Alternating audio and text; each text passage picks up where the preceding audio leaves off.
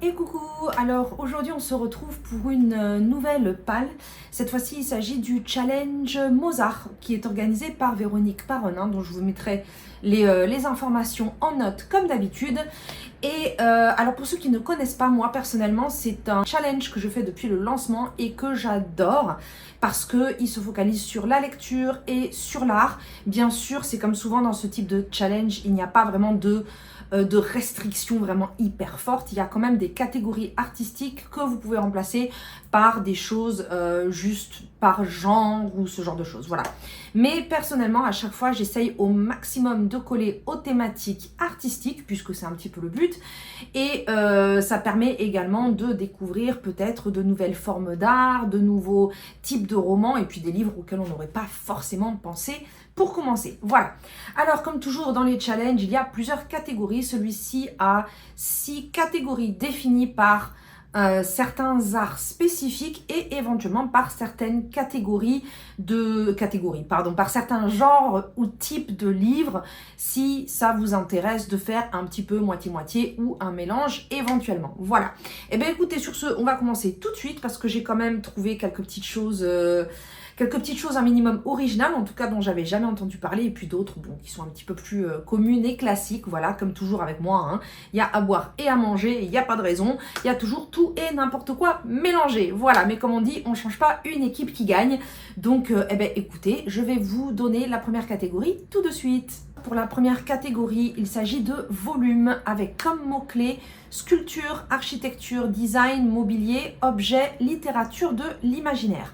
Alors pour celui-ci, j'en ai mis 2 et les deux sont en rapport avec la sculpture. Et le premier en particulier, alors que je vous retrouve le titre parce que je ne le connaissais pas avant quelques jours, il s'agit de Veiller sur elle de Jean-Baptiste Andréa, qui apparemment a gagné le prix Goncourt. Alors personnellement, je ne sais même pas si j'ai déjà lu un Goncourt dans ma vie, parce que je ne m'intéresse pas spécialement aux prix littéraires. Je lis ce que j'ai envie de lire, je lis ce qu'on me conseille de lire quand ça a l'air intéressant. Les prix pour moi n'ont jamais été une référence, ça ne veut pas dire pour autant que ce sont des livres que je ne vais pas aimer. J'en sais rien, juste pour moi ça ne définit absolument rien. Voilà, ça ne correspond à rien. Pour moi, ça ne garantit pas le fait que ce soit à mes goûts ou non. Donc voilà.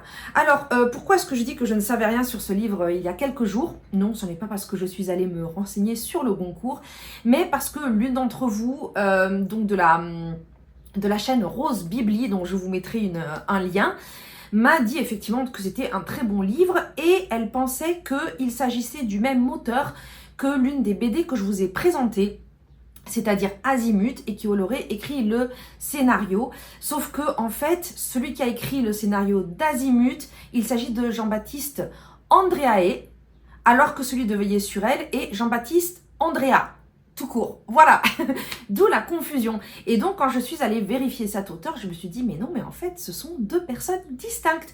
Et en lisant le résumé de ce livre, que je vais vous lire incessamment sous peu, en fait, je me suis rendu compte que c'était basé sur la sculpture. Et ben, je me suis dit, eh ben, ça tombe bien, voilà, on est en plein dans le sujet, ben, allez hop, zou dans la palle de toute façon.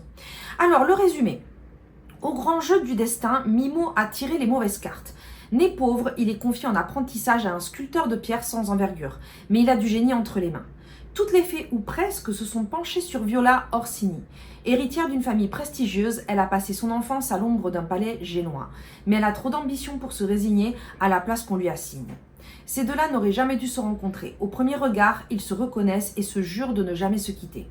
Viola et Mimo ne peuvent ni vivre ensemble, ni rester longtemps loin de l'autre.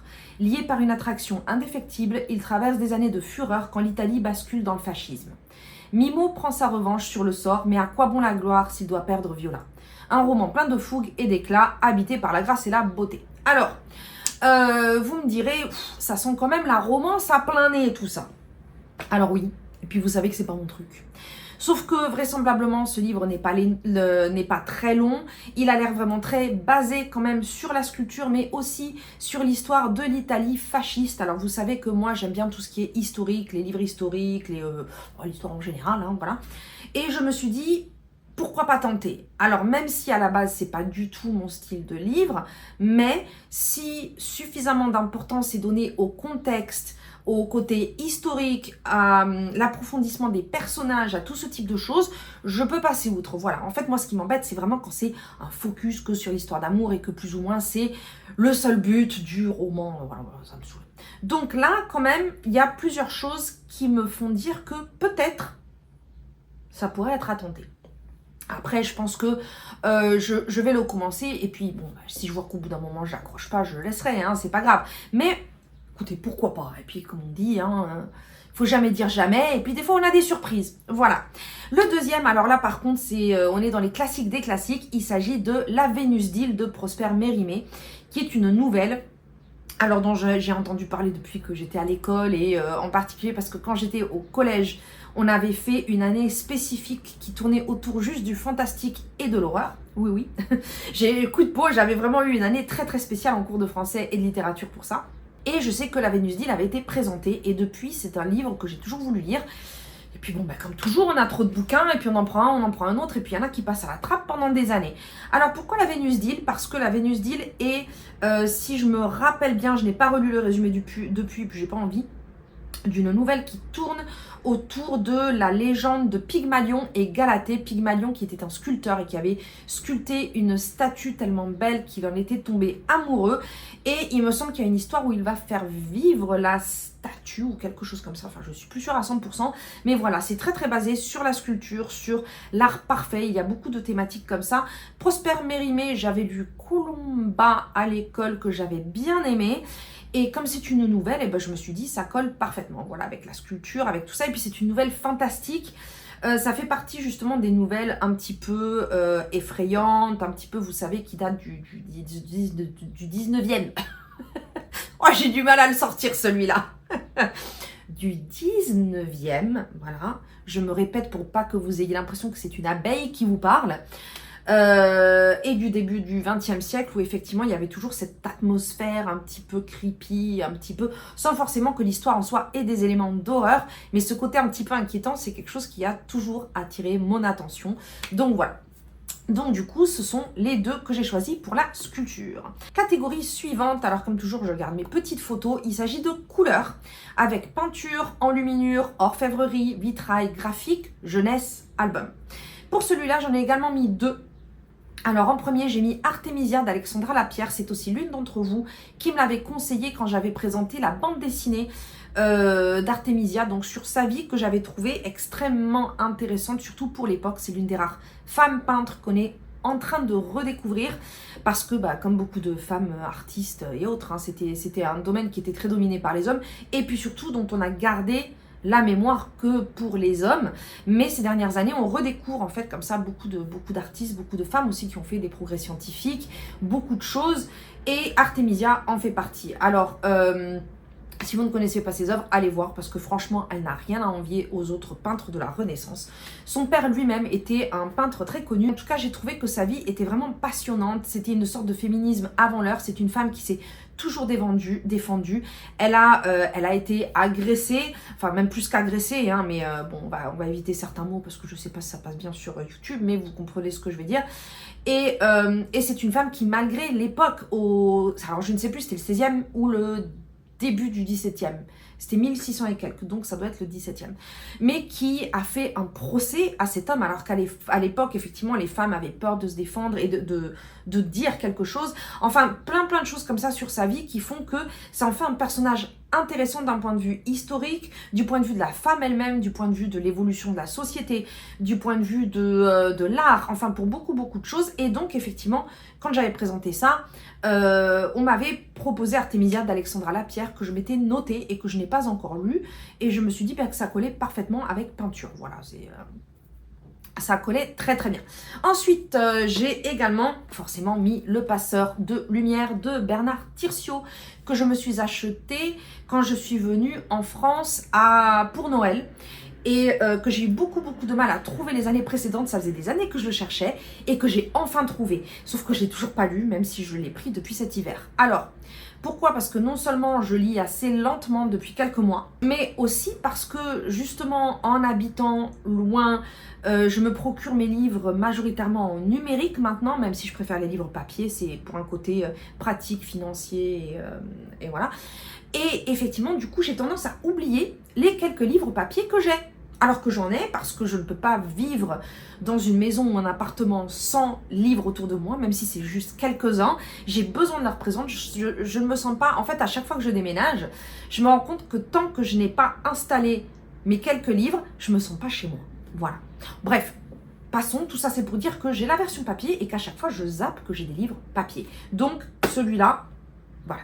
Pour la catégorie suivante, nous avons cadrage avec comme mots-clés photographie, cinéma, vidéo, autobiographie, mémoire et journal. Et pour celui-ci, j'ai choisi une bande dessinée qui s'appelle Le photographe, qui a été écrite par Guibert Lefebvre et Lemercier. Voilà.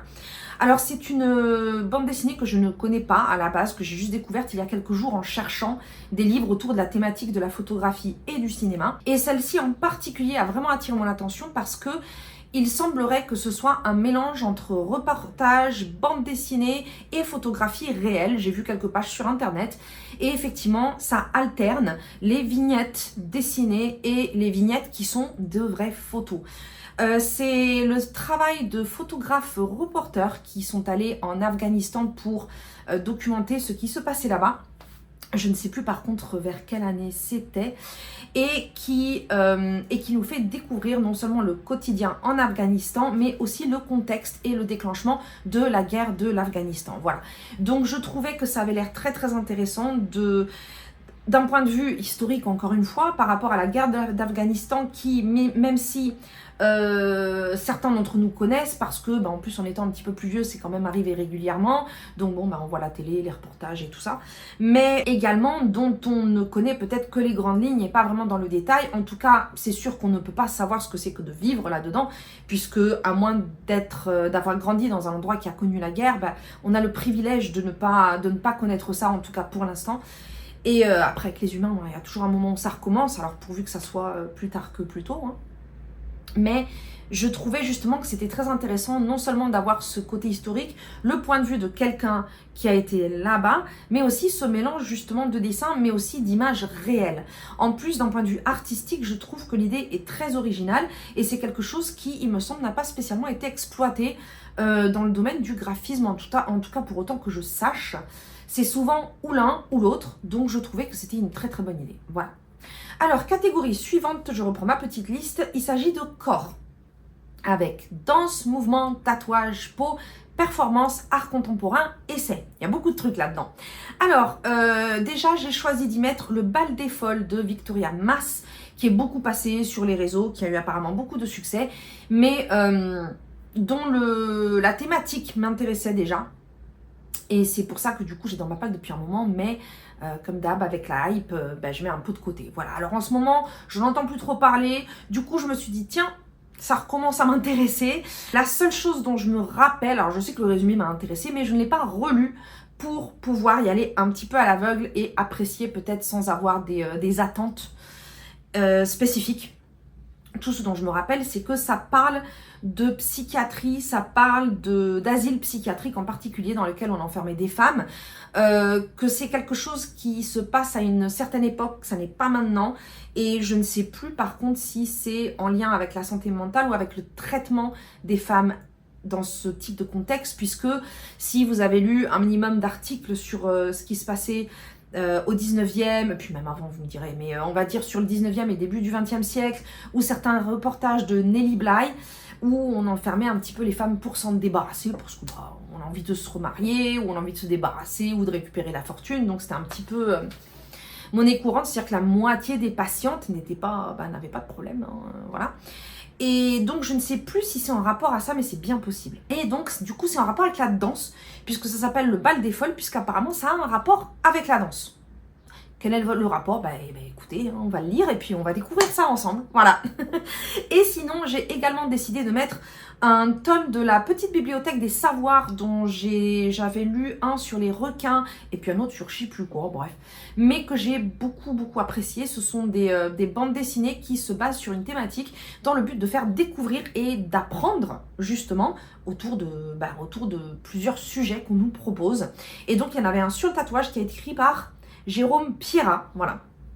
Et donc du coup, comme c'est un sujet qui m'intéresse beaucoup, je me suis dit pourquoi pas. Pour l'instant j'ai aimé ce que j'ai lu dans cette collection, alors continuons. Voilà. Pour la catégorie suivante, il s'agit de rythme avec musique, son, chant, classique, biographie, et pour lequel j'ai choisi la Sonata Kreutzer de Tolstoï. Et il me semble que je n'ai jamais lu de Tolstoï. Alors, je sais juste qu'il s'agit d'une nouvelle ou d'un court roman, puisque ça fait à peu près 120 pages. Alors, j'ai déjà lu plusieurs romans russes, mais c'est vrai qu'on a toujours un peu peur des romans russes parce que c'est des trucs qui pèsent 15 kilos.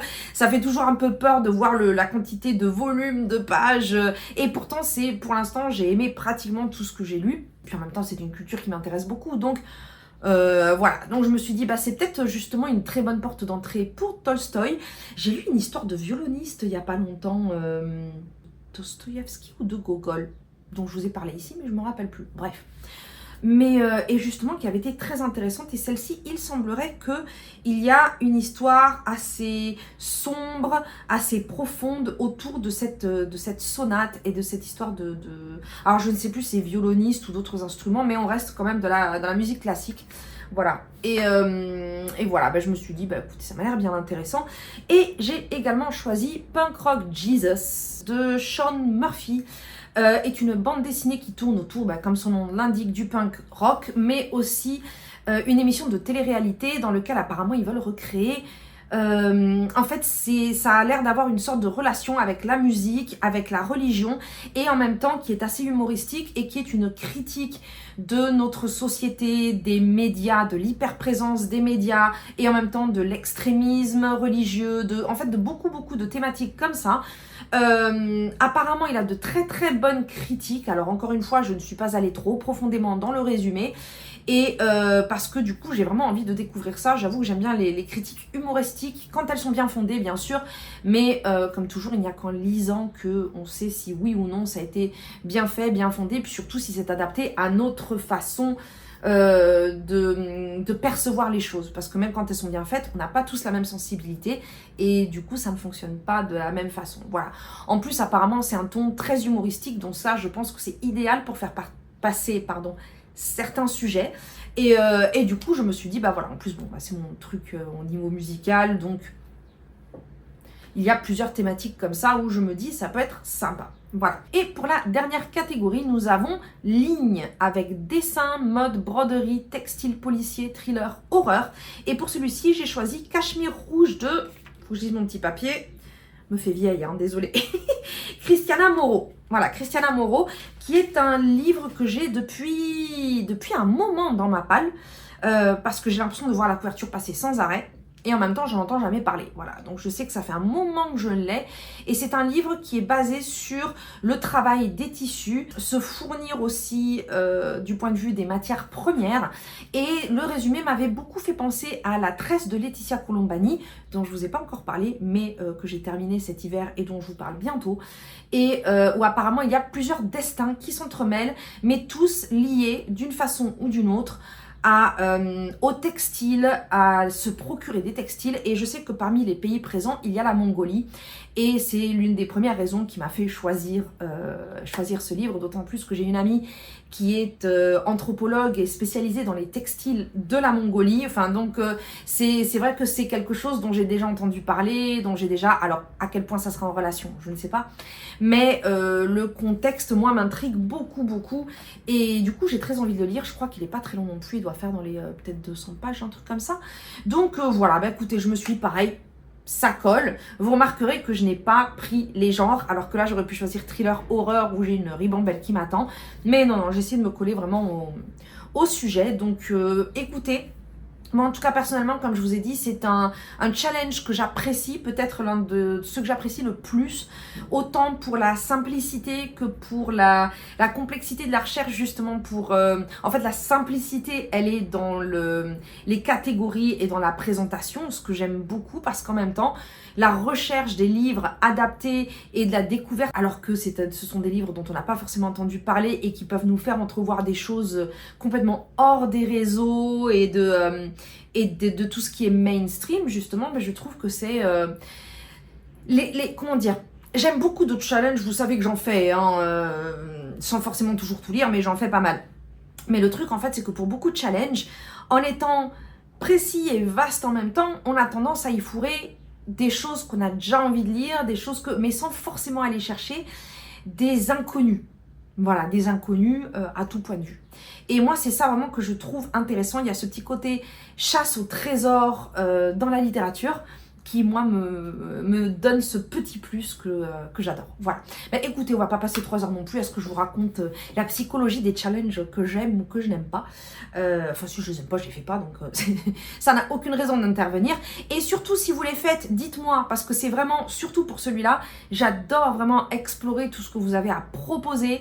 L'art est un domaine qui me plaît beaucoup et du coup, j'en profite aussi pour vous dire que ce mois-ci, le mois de juin, j'ai décidé que ce serait un mois exclusif sur l'art et que donc toutes les vidéos que je vais vous présenter, même si ce sont des vidéos de livres, auront plus ou moins une relation avec l'art. Voilà. Soit dans les vlogs et ce que je vais vous présenter, parce que j'ai déjà des petites choses filmées en rapport, soit également dans les livres que je vais vous présenter, puisque j'ai pas mal de choses à vous montrer quand même ce mois-ci. Voilà. Et puis comme d'habitude, je vous souhaite de très très bonnes lectures et je vous dis à très bientôt pour une prochaine vidéo. Bye bye.